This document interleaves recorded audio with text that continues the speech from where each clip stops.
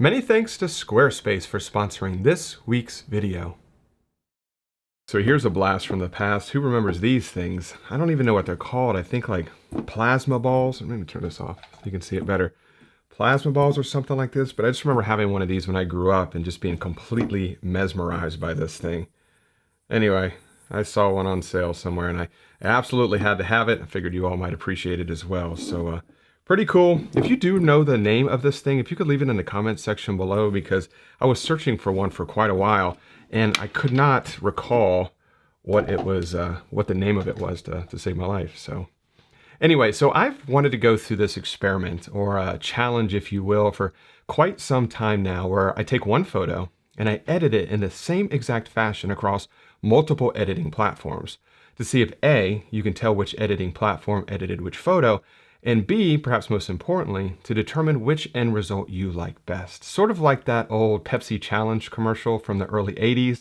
After time. Pepsi-Cola. Where people blindly taste test an assortment of sodas and select their favorite one using a completely unbiased point of view. And for this super non-scientific challenge, the editing platforms I chose are Lightroom, Capture One, and Photoshop. So the big three, really. And once the image has been edited across all three platforms, I'll show you the three versions, and you can try and determine which editing platform edited which version, and of course, which version you like best. So nothing insanely scientific or, excuse me, scientific or anecdotal here, just a fun video this week. And the photo we'll be using for this kind of quote unquote editing challenge is this right here. This is from my recent trip to the Blue Ridge Mountains. This is a super cool road that just kind of hugs the side of this mountainside cliff. And this is a great image to take in the fall when there's leaves on the tree, but that wasn't the situation for me. But I was able to get some decent color in the sky here. But this image was shot with the Fujifilm GFX 100S. And I'm going to start editing this in Lightroom. I'm going to do a real quick edit. I want to respect your time. I don't want this to be a 30-minute long video. So I'm going to move through this real quick and I'm going to do the same exact edits to each photo. So to jump right into it, the very first thing I'm going to do is we're going to bring the exposure up about a stop. We're going to do auto white balance on all the images. A little bit of contrast out there. We're going to bring the highlights down quite a bit to around 90. We're going to bring the shadows up to about, maybe about right there. We're going to bring the whites up quite a bit as well. We're going to bring the blacks down just a touch to about that right there. Looks good. We're going to add a little bit of vibrance, add us a touch of saturation as well. I'm going to come down here to the color section. I want to make that line in the street really pop. I like that. I think about right there looks good. We're going to use luminance as well to kind of make that really come alive. It's affecting the sky a little bit, so I want to be careful with that. So think about right there looks good. Let's close that down. I want to add a graduated filter across the sky up here. I'm going to refine this with a luminance range mask. Drag this over. Take the smoothness to about right there. Maybe bring this up just a touch here.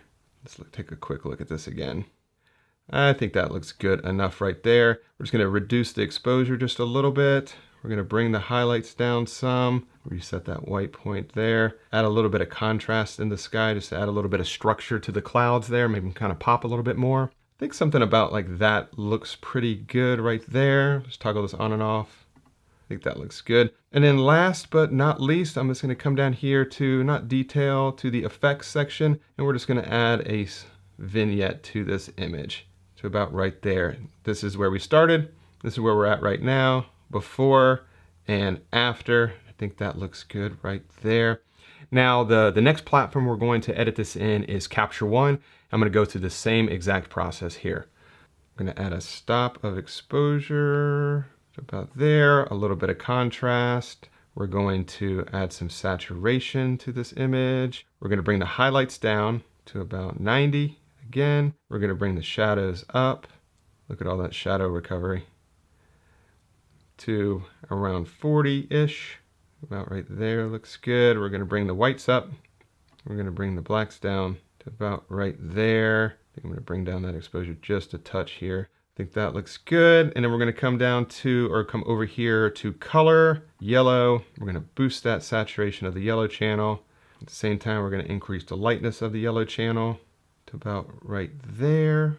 Looks pretty good. Graduated filter, so we're going to drop a graduated filter across the sky, and we're going to refine it with a luma range. So that's what Capture One calls their kind of quote unquote range mask, is luma range. So a graduated filter right across the sky. Hold down the shift key to keep it nice and level. That looks good. Right click, luma range. And then we're going to select display mask here, and we're going to drag this over to about right there. This is very taxing on my computer, having Photoshop, Capture One, and Lightroom open, all loaded with a photo for editing. I'm hoping the fans don't start going crazy on my computer here, but so far so good. I'm just gonna drag this side out just to kind of make that feather, that transition zone kind of soft. So I think something about right there looks pretty good. And then we're just gonna hit apply, and then we're gonna click here, go to the settings, right here. Oops, I am sorry. This is where I want to go. Decrease the exposure a little bit of the sky. And we're going to bring those highlights down to about right there. We're going to add some contrast to the sky as well. I think that looks pretty good right there. And then we're going to add a subtle vignette. So about right there. And then we'll do the before and after. So this is the before and after. Before and after. And turn that off right there. And now we're going to edit this in Photoshop. I have it open in Adobe Camera Raw, and we're going to make the base adjustments there, and then we'll finish it up in Photoshop as well. So we're going to add one stop of exposure. You know what? I just realized something. I forgot to do the auto white balance on the Capture One version, and do that really quickly. White balance, hit this little magic wand, and there we go. So a subtle difference. I don't think it really changed it that much, but once again, before and after. And let me turn that off.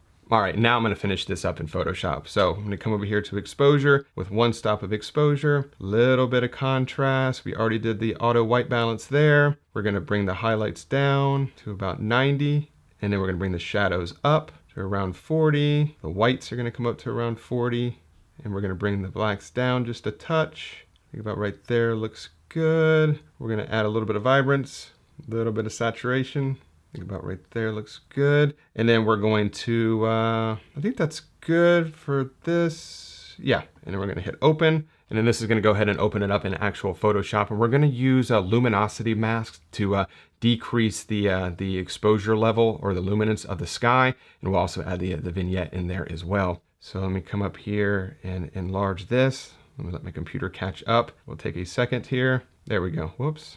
And view, let me turn this grid off. There we go. So luminosity mask for the sky, L3. Yeah, I think L3 looks good. I'll do a curve adjustment with that. And then, oh, my computer is really starting to slow down now. Okay, I better speed up here. So I think something like that looks good. Let's turn this on and off. That's before and after. Oh, that's far too much. Maybe something to about right there. Before and after, before and after. I think that looks pretty good. Not too bad. And then let's, what else do we want to do? We want to come over here and let's add a subtle vignette to this image. Hit OK there. And then how strong do we want to make this? I think something about right there looks pretty good. Let's also add a little bit of contrast to that sky as well. Come up here to L3 or maybe L4 or L2. L2. Contrast. Let's see what that does. Oh yeah, this is definitely wearing on my computer now. Good thing is we're almost done here. So the contrast, turn this on and off. So that's before and after, before and after. Actually, that did a pretty good job right there.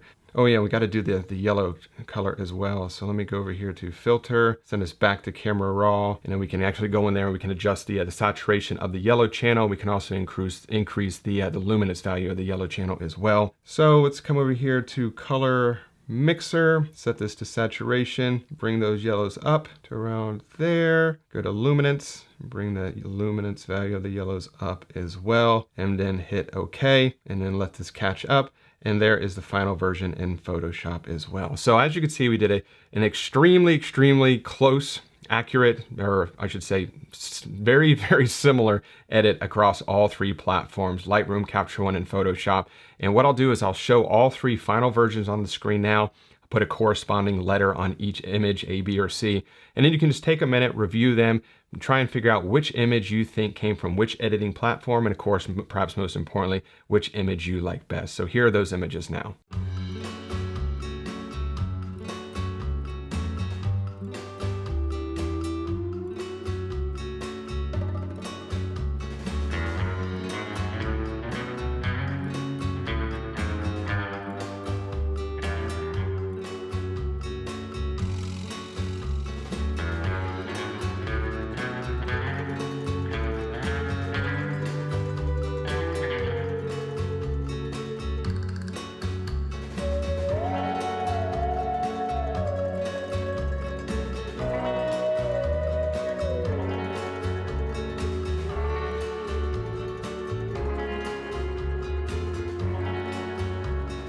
So as you can see, there's definitely a difference between all three. It was pretty interesting to kind of go through this exercise. I was always curious as to how different they would actually be. So they're similar in a lot of ways, but there are some subtle nuances associated with each one. So for image A, if you guessed capture one, then you got that one correct. That was the capture one image. And for image B, if you selected Photoshop, then you got that one correct as well. And of course, last but not least, image C was the image that was edited inside of Lightroom. So that was super fun to go through. Like I mentioned, I've wanted to do that for quite some time now. I'm not really sure why it took me so long to do it, but I figured this was a great image to test that out on. And I hope you enjoyed it as well. And if you could, leave me a comment and let me know which of those images you like best, because I'm also curious to see which one, which editing platform you think did the best job, Capture One, Lightroom, or Photoshop. I know I have my favorite of the three, but I'm curious to hear what you think as well.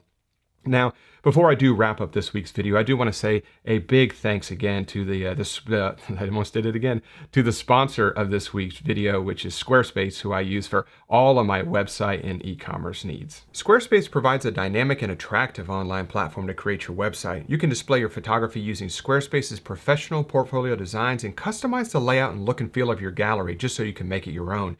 With Squarespace's traffic overview feature, you can track trends in page visits and views to better optimize your content, and you can even grow and engage with your customers with Squarespace's email campaign tools, which will enable you to create engaging emails that match your website with your products or blog post and logo, just so your messaging remains consistent. So if you're looking to start a new website or possibly upgrade your current website, check out squarespace.com/Mark Denney for a free trial and 10% off your first purchase. So I do hope you enjoyed this week's video. If you have any questions, let me know in the comments section below, and I guarantee I will get back in touch with you. And if you did enjoy this week's video, if you could give it a thumbs up and subscribe to the channel if you're not subscribed already.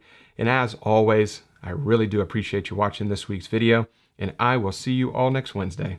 Bye.